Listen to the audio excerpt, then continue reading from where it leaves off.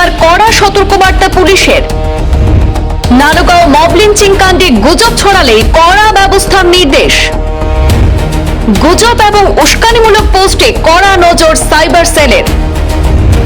ভুয়া তথ্য ছড়ালেই নেওয়া হবে কঠোর আইনানুগ ব্যবস্থা। সাধারণ মানুষকে গুজবে কান না দেওয়ার আহ্বান পুলিশ প্রশাসনের। এই ঘটনায় আরো কয়েকজন সন্দেহভাজনের খোঁজে তল্লাশি অব্যাহত রেখেছে পুলিশ। পাথারকান্দির নানুগাঁওয়ে সংঘটিত মব লিঞ্চিং এর ঘটনাকে কেন্দ্র করে সামাজিক যোগাযোগ মাধ্যমে গুজব এবং উস্কানিমূলক প্রচার রুখতে কঠোর অবস্থান নিয়েছে পুলিশ প্রশাসন। সোমবার এক সাংবাদিক সম্মেলনে এই বার্তা দেন জেলার অতিরিক্ত পুলিশ সুপার ত্রিনয়ন ভূঁইয়া। তিনি জানান, এই ঘটনায় জড়িত অভিযুক্তদের গ্রেপ্তারে পুলিশ সর্বোচ্চ তৎপরতার সঙ্গে অভিযান চালিয়ে যাচ্ছে এবং তদন্ত দ্রুত গতিতে এগিয়ে চলেছে। দোষীদের আইনের আওতায় আনতে সব ধরনের পদক্ষেপ গ্রহণ করা হচ্ছে বলেও তিনি উল্লেখ করেছেন। অতিরিক্ত জেলা পুলিশ সুপার তিনি আরো বলেন, এই ঘটনার পর থেকে সামাজিক যোগাযোগ মাধ্যমে কিছু ব্যক্তি বিভ্রান্তিকর, ভিত্তিহীন এবং উস্কানিমূলক তথ্য প্রচারের চেষ্টা করছে। বিষয়টি পুলিশের সাইবার সেল নিবিড়ভাবে পর্যবেক্ষণ করছে।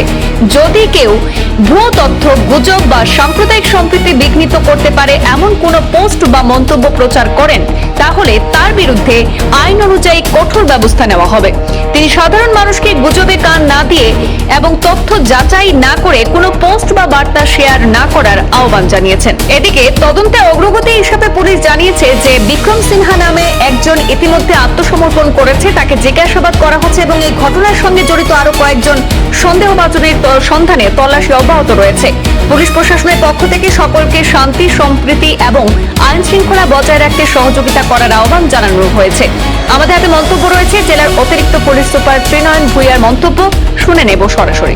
ইতিমধ্যে আপোনালোকক জনোৱা হৈছে যে এই খণ্ডত আমাৰ পাথাৰকান্দি PS কেছ নম্বৰ 70/26 এইটো ৰেজিষ্টাৰ হৈছে under appropriate sections of law.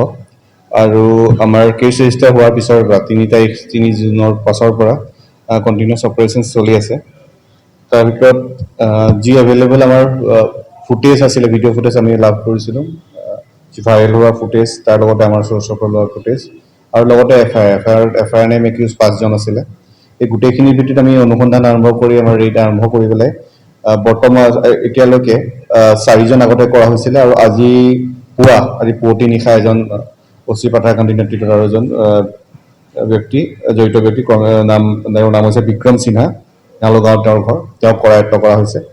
Total গতিকে এতিয়ালৈকে 5 জন আমি ব্যক্তি কৰায়ত্ব কৰা হৈছে আৰু অধিক অনুসন্ধান চলি আছে আৰু পলাতক অৱস্থাত আছে আৰু আমাৰ ৰেড চলি আছে ইয়াত তেওঁলোকক কৰায়ত্ব কৰিবৰ কাৰণে। আৰু এইখিনিতে এটা কথা ক'ব লাগে যে যি এটা এয়াৰ ৰাইফল ইউজ হৈছিলে সেইটো আমি ৰিকভাৰ কৰিছোঁ আৰু তাৰ এয়াৰ ৰাইফল যোনে ব্যৱহাৰ কৰিছিলে শ্যামল সিনহা ৰাজাৰগাঁও, তেওঁকো আমি কৰায়ত্ব কৰিছোঁ।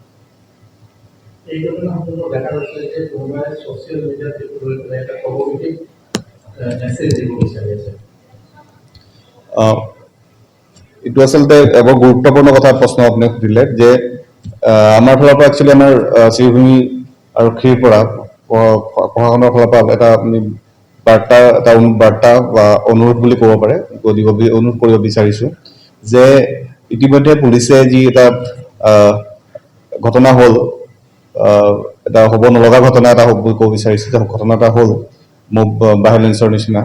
আৰু এই মব ভাইলেন্সৰ লগত জড়িত যোন ব্যক্তি আছে, যোন দোষী আছে, তেওঁলোকক আমি চিনাক্তকৰণ কৰিছোঁ আৰু তেওঁলোকক ইতিমধ্যে আমি কিছু ব্যক্তিক কৰায়ত্ব কৰিছোঁ আৰু কিছুমানক আমি কৰায়ত্ব কৰিব বাকী আছে যদিও আমি চলি আছে অনুসন্ধান। আৰু কোনো ব্যক্তি আমাৰ অপাৰেশ্যন চলি আছে বা যি আইনী প্ৰক্ৰিয়া আছে তাৰ পৰা সাৰি নাযাব তেওঁলোক। আৰু অকল তেওঁলোকক কৰায়ত্ব কৰা নহয়, তাৰ আগলৈ চাৰ্জখন যাতে ভালকৈ হয় তাৰ বাবে প্ৰচেষ্টা অব্যাহত ৰাখিছোঁ। কিন্তু এইখিনিতে দেখা গৈছে আমাৰ আৰক্ষী প্ৰশাসনে নিজৰ ফালৰ পৰা কৰণীয়খিনি কৰি থকাৰ সময়তে দেখা গৈছে কিছুমান ব্যক্তিয়ে তেওঁলোকৰ কেৱল নিজৰ উদ্দেশ্য তেওঁলোকৰ থাকিব পাৰে। কোনোবা হয়তো কণ্টেণ্ট ক্ৰিয়েটৰ, তেওঁৰ ফলোৱাৰ্ছ বঢ়াবৰ কাৰণে, কোনোবা হয়তো অন্য বেলেগ কিবা কাৰণত, কিন্তু এই বিষয়সমূহ লৈ পেলাই তেওঁলোকে বিভিন্ন ধৰণৰ প্ৰজেক্ট কৰি আছে।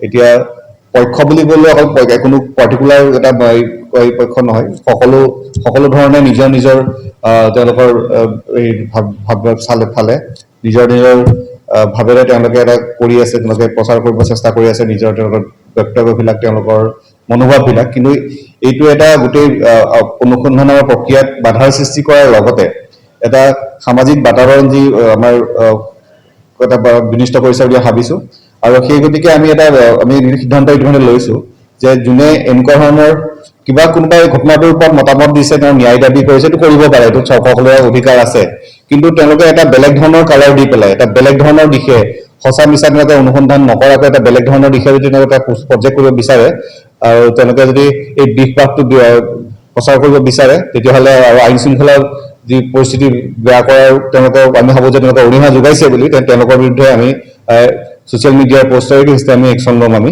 ইতিমধ্যে আমি চিনাক্তকৰণ কৰা আৰম্ভ কৰিছোঁ আমি আমাৰ চাইবাৰ চেল লাগি আছে যদি এনেকুৱা ধৰণৰ প'ষ্ট কৰে কোনোবাই তেতিয়াহ'লে তেওঁলোকক বিৰত থাকিবলৈ অনুৰোধ জনাইছোঁ শান্তি শৃংখলা যাতে বিঘ্নিত নহয় তাৰ বাবে আমাক সহযোগ কৰিবলৈ অনুৰোধ জনাইছোঁ